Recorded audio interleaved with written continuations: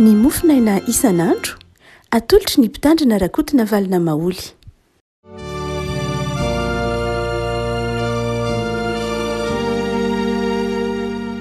fa miarahaba antsika rehetra afaka malalatra tsy ty alakamisy fa 20 ny volana novambra ity. Ny mofinainantsika anio dia ny fitomanina fahatelo, fitomanina fahatelo 520 ka hatramin'ny fahafito 20 fakitsika minaran'i Jesoa. Tsara Jehovah amin'izay manantena azy dia amin'ny olona izay mitady azy. Tsara ny miandry ny famonjen'i Jehovah amin'ny fahanginana. Tsara amin'ny olona ny mitondra zioka raha mbola tanora izy. Ray maso anao manamasinana ny fahamarinana ny teninao ny fahamarinana. 20 tsara amin'ny olona ny mitondra zioka raha mbola tanora izy. Tsara amin'ny olona ny mitondra zioka raha mbola tanora izy. Rehefa Jeremia mpaminany dia isan'ny mpaminany tanora indrindra tao amin'ny soratra masina. Ary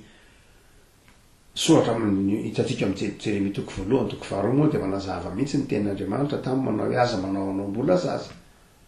Satria ny mpandinika maro dia milaza fa tena mbola tao anatin'ny fahatanorana lasako ny 20 taona Jeremia dia efa nanomboka nanao ny faminaniana izay nasain'ny tompo ny tanterahany. Ary dia na i Jesoa koa aza dia tao anatin'ny fahatanorana no niatrika zany asa fanompony zany. Dia hoe Jeremia zany eto manao hoe tsara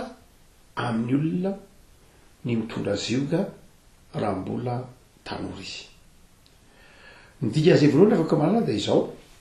Misy fomba fiteny amin'ny ataontsika hoe amin'ny marika na amin'ny matematika ny antsoina hoe tautologie. Ny antsoina hoe tautologie dia izao manao hoe fehi-kevitra anankiray izay marina amin'ny fotoana rehetra, marina amin'ny toerana rehetra. Tsy edikevitra zany ny fahamarinana. Eto dia mitovitovy amin'izay ny tenenin'ny Jeremia. Zany hoe Jeremia dia milaza fa izao ny olona rehetra na iza dia samy manana ny zigany avokoa. Ny fotoana hitondrany azy no samy manana ny azy. Fa izao tsy misy olona na iray aza tsy manana zioka. Tsy misy olona anankiray aza tsy mitondra zioka. Jesoa mbola nanamafy an'io manao hoe ento ny ziokako, na i Jesoa aza manana zioka. Noho izany dia marina ny soratra masina manontolo mihitsy ary marina ny fiainan'ny olombelona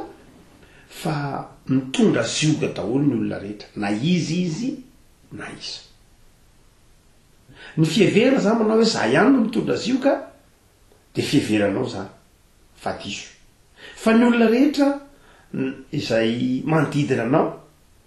dia mino na anontany io fa samy manana ny ziokany, samy manana zay mety ho ziokany avy. Fa izao kosa inona atao hoe zioka? Raha toa ka tarafina ny fampianaran'ny Jeremia dia izao ny zioka dia ilay zavatsarotra hoentinao noho ny adidy aman'andraikitra eo aminao. Ny zioka dia ilay zava-manahirana na ilay entana tsy maintsy entinao noho ny mahainao anao, noho ny fahalalanao, noho ny asany etson'ny tompo anao, noho ny fianarana ny diavinao, noho ny tantara izay mahainao anao. Zany hoe ny zioka zany dia tsy miankina taminao fa niankina tamin'ny didina andraikitra izay ny sahaninao ka atao eo aminao. Raha ohatra ka mpampianatra dia misy ny zioka amin'ny mpampianatra.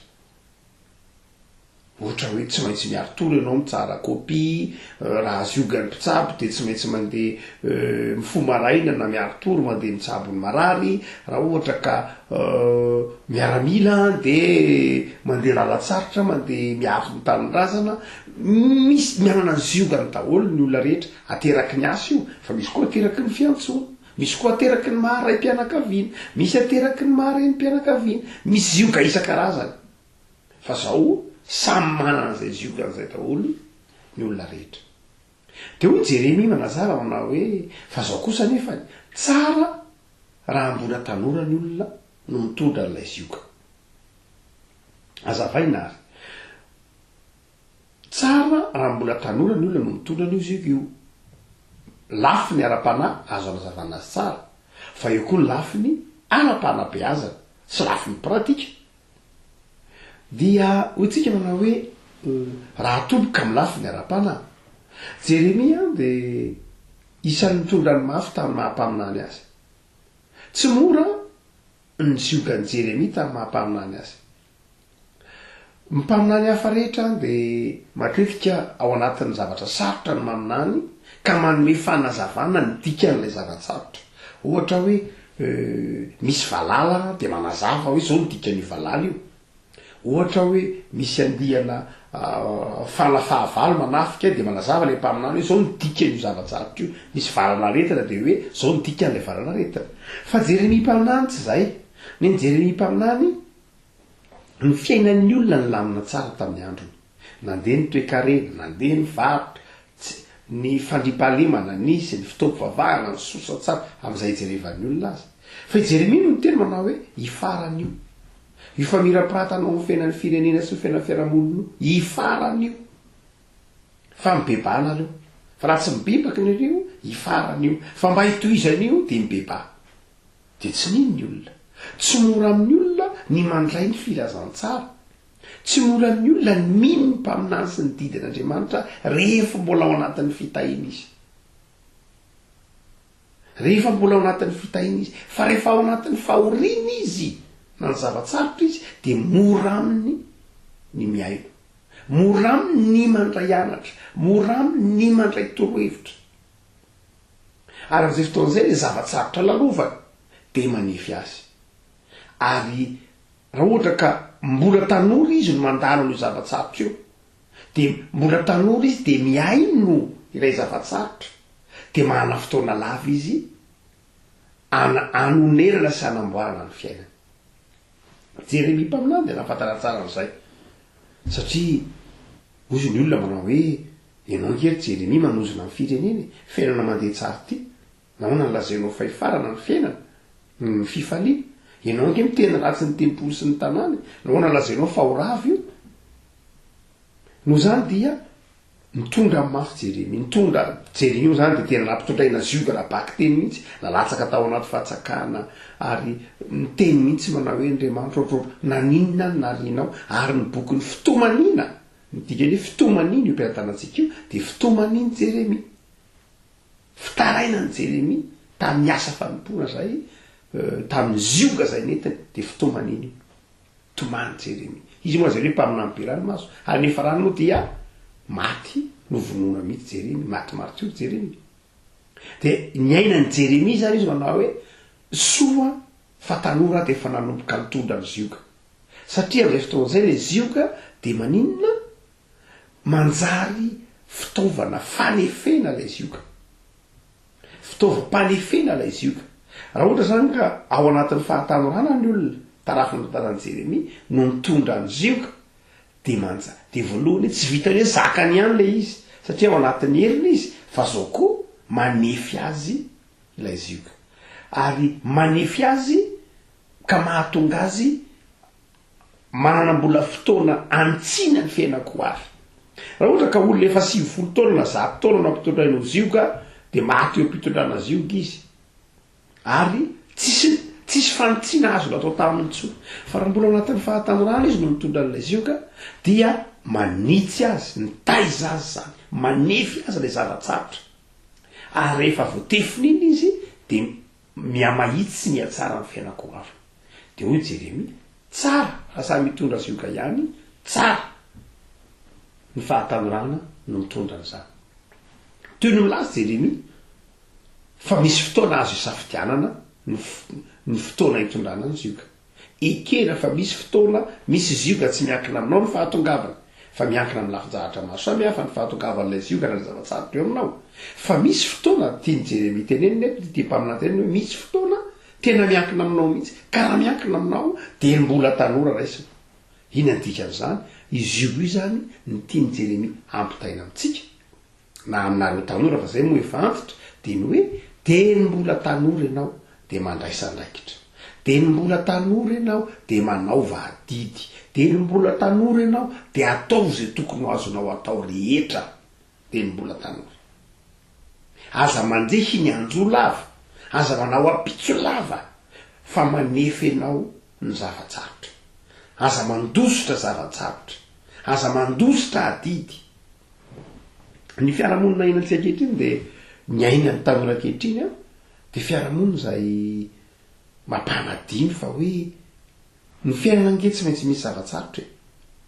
ary tsisy zavatsarotra tsisy vahaolana zany indrindra ho an'ny mpino amin'i Jesosy Kristy tompo. Jesosy efa niteny manao hoe ity zioga ity entinao fa ity maivana fa eto aty ihany koa ny zioganao mavisatriny. Eto aty ny zioganao mavisatriny fa ity ny ziogako maivana no entinao. Dika zany dia zao tena misy vahaolana ao anatin'ny zavatsarotra. Ny vahaolana zany tsy ny fianosirana ny zavatsarotra fa ny fitondrana ny zavatsarotra eo amin'i Jesosy ary fanaiky ny fanekena hitondra ny zioga eo amin'i Jesosy, fanekena ilahatra satria rehefa mitondra zioga ny omby dia ny Jesosy tsy mizioga omby ray zany fa omby roa foana ny azy no ziogaina dia dikany hoe ento ny ziogako dia miara mitondra milahatra eo zany ianao sy Jesosy sanatria tahaka n'ireny omby mitondra zioga ireny dia rahanao sy Jesosy mitondra le zioga ka Jesosy no mitondra ny mavesatra fa ny anao maivana. Noho zany dia tia Jeremia ampitaina amintsika fa zao manao hoe ny tanora dia tsy tokony andositra adidy sy andositra andraikitra. Fa tsy zany no nitranga ankehitriny tsika noho ny fanabeazana noho ny zavatra maro isan-karazany dia hitanao hoe miamiaramiara andraikitra na ny mamangy aza ohatra ndray dia ndray aman-dreny ihany ny mandeha. Raha mbola eo dadasineny mandeha mamangy mandeha mitsidika fianakaviana fa ilay ankizy manao dôna manao lodôna na manao tsy marina fa tsy hoe zioga dia manao ono zany fa zava-dehibe mihitsy zany ry afako na dia nataontsika hoe ny fiaraha-miory amin'ny fianakaviana fotsiny amin'ny takariva amin'ny alina rehefa misy manjo fanatrehana mariazy fanampiana dia rehetratrety tsy tsapatsony zany ny fiaraha-monina tsy tsapatsony tsy malaina anao adidy malaina ny ray andraikitra malaina ny iankinan-javatra na anakinan-javatra any ka na dia amin'ny zavatra tena efa tokony ilana azy ara dia mbola miala ihany izy satria efa tsy zatra nandray andraikitra tsy zatra nitondra zioga any ka na any amin'ny fahalebiazana ara dia midifidify na any amin'ny fahalebiazana dia mitsaotsaoka. Hoy Jeremia eto manazava manao hoe tsara tsy maintsy hitondra zioga daholo ianao zao manova dia mbola tanora ekeo fa mety mandalo zavatsarotra ianao mpandraisana andraikitra mety mandalo zavatsarotra ianao mpanaovana didy fa ataovy amin'ny lafiny fanabeazana no resahantsika satria Jeremia tanora fa ny lafiny malalaka dia zao rehefa ko malala hotsika manao hoe eo ilay zioga zay mitaiza sy manefy fa izao koa rehefa ko malala raha miteny Jeremia manao hoe tsara raha mitondra zioga ny olona mbola tanora dia raha mbola tanora izy dia azo ihainana indrindrindra koa zany eo amin'ny lafiny ara-panahy amin'ny lafiny ara-panahy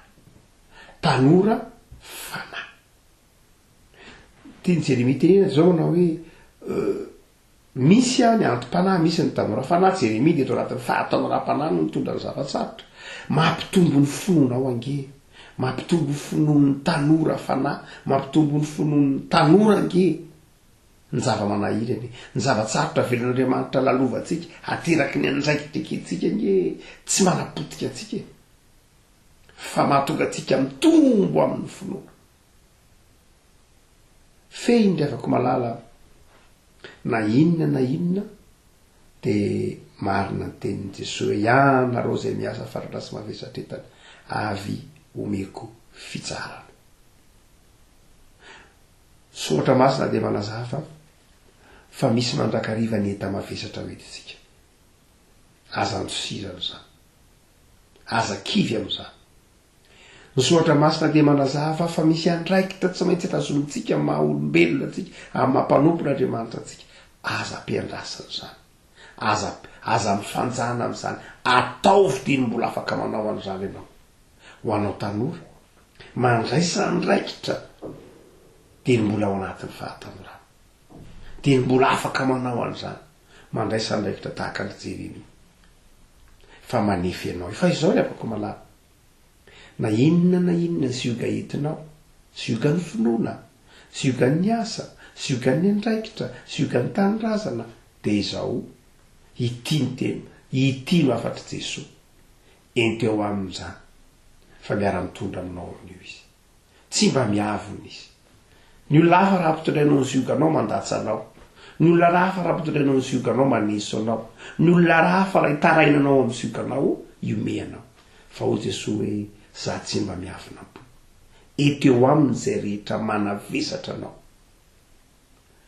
tanora no mandray andraikitra ekeo zany eteo am' Jesosy tanora ireo mananateraka ty de mavesatra no ny fahalalana tombo nomenanao ny fanomezam-pahasoavana tombo nomenanao eteo am' Jesosy tsara amin'ny olona ny mitondra zioga raha mbola tanora izy ingeny afaka malala ho kristianina manao zava-dehibe ny fanabeazana sika ka mitaizany zanatsika sy ny taranakitsika mba hitandrina hazaka fahoriana de ny mbola ny vanim-potoana ankehitriny mitoro malagasy nanafatra manao hoe tanora ratsy fiary antitra vo votsivolo antitra vo ratsy loka tanora ratsy fiary ka antitra vo mifakokitay no zany de zava-dehibe ry avako teniny ao anatin'ny fahatanorana no iarininy io lampony io la iezahany hitao manjery me te ampiasao ny fahatamoranao mba hanefenanao mba hitezananao mba tsy hanaovanao sanatry gaspillage zay hitatsika maneran-tany fanariana sakafo fanariana fitafiana fanariana fotoana be dia be ny zavatra aritsika amin'izao fotoana ankehitriny zao afaka malala engany ho kristianina ahafantatra ny asaribidin'ny fahatanorana asaribidin'ny fotoana asaribidin'ny toe-javatra hoe matoty zavatsara ty mitrangeto